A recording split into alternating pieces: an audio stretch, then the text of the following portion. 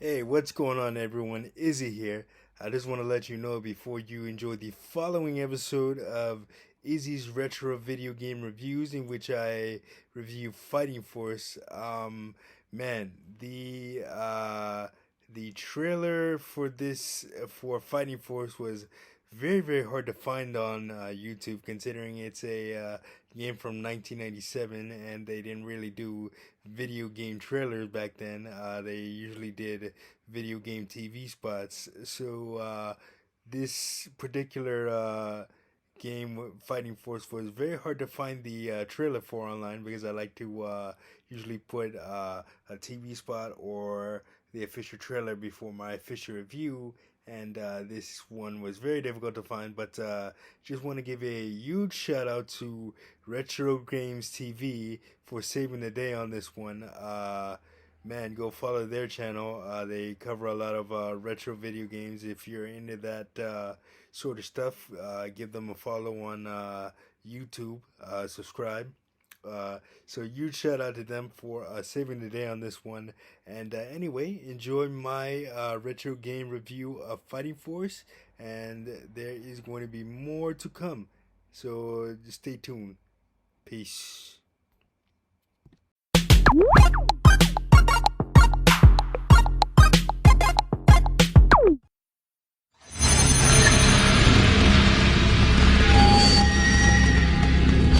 No rules. No ring.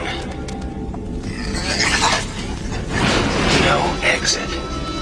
And no place to hide.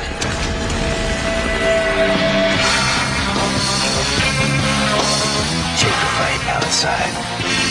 Fighting Force. Lighthouse Interactive.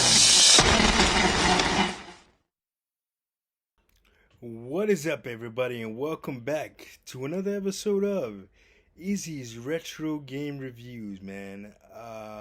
Yeah, so my first two episodes of the series have been very well received, so we're gonna continue to do that. To do retrospectives on old school video games, and this time around, I'm gonna be talking about one of my favorite beat 'em ups, Fighting Force, man. So Fighting Force was originally dropped in on Halloween in 1997, and then it was later ported for the PlayStation, and then it was ported over to the N64 a short time afterwards, and man, and it was developed by Eidos Interactive, which is the same people who developed Tomb Raider. Well, the original the original Tomb Raider series. Uh, and it was, oh man, I remember I have so many great memories of playing Fighting Force, man. You know, got to choose from four characters: Hawk, Elena, uh, Smasher, and Hawk, Elena, Smasher, and one other character. I forget their name, but man, it was just so much fun, man. I remember just playing with my brother. I remember when it came out. I got so hyped when it came out. I remember seeing the commercial and just the gameplay footage, and I'm like, I begged my mom to give me the game for Christmas, and sure enough, she did, man. And I played that thing religiously. I still have my copy to this day, man. You know, and it's one of the very first games where oh no, I should. Well, I later on went to beat it on my own, but I remember just beating it with my brother because you could play either one player or co-op, and we did it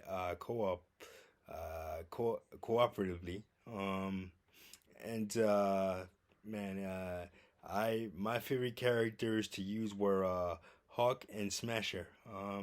Smasher was this big dude, big muscular dude that can pretty much knock out dudes with one hit, and Hawk was this more street tough guy. Had a hell of a six pack.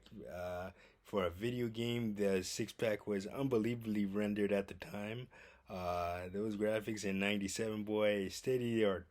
Uh, and no, it's yeah, and each character had a special move. But one downside to doing the special move was you would lose a little bit of health. But you know, if you, you know, it was a small price to pay for taking out a bunch of enemies at the same time, and then you know, on in several levels in that game, you know, there's multiple enemies on screen, so the special move definitely came in handy. Uh, and you know, you could just pick up weapons and just kick the crap out of you know, the opposition. I remember there's a particular level in there. You're in a train station, and you can literally pick up a turnstile and start beating the crap out of your enemies with it. So that was pretty cool. And you know, what do you call it? I like I said, I have so many memories of that game, man. My favorite thing to do was in the opening level. You're kind of trying to infiltrate your way into this to this bank, and you know, there's a bunch of weapons for you to play with. If you smash the police car, you there's a shotgun that you could use that for like 3 round, like you can let off 3 rounds, and that automatically kills your enemies on screen, and then you can use a nightstick to kind of combat your enemies. And then, but my personal favorite, if you go into the trunk of the police car, a bazooka falls out, and you could use the bazooka to kind of blast. What I would do was, I would, since the bazooka only held 3 rounds, I would blast two of my enemies just for fun, and then there's like a little gate that you can easily punch your way through, but I'd rather just blast my way through it. So I did that, and then I threw. Once the bazooka ran out of ammo, I just threw it and hit my adversary in the face. Fun times, man. Fun times for sure. Uh, man.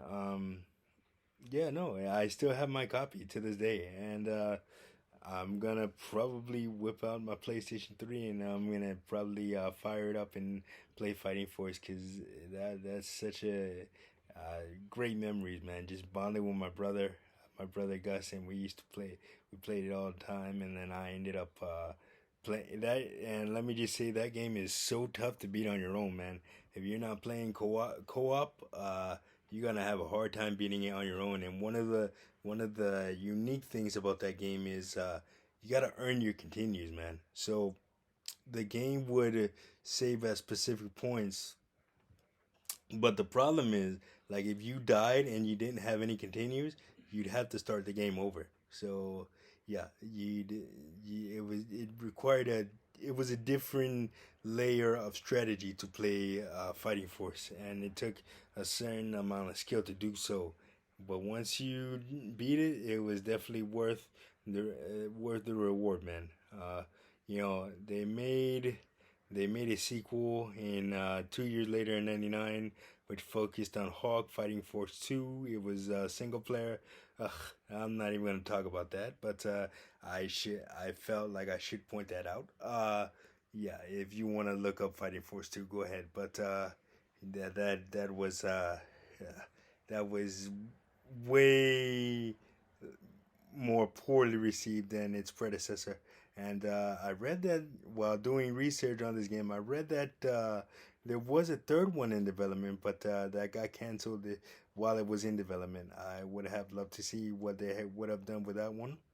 And you know, what, like I said, with all this remastering and all this PlayStation Premium and Plus Premium, and them bringing classic PlayStation 1, 2, and 3 games back into the fold, man.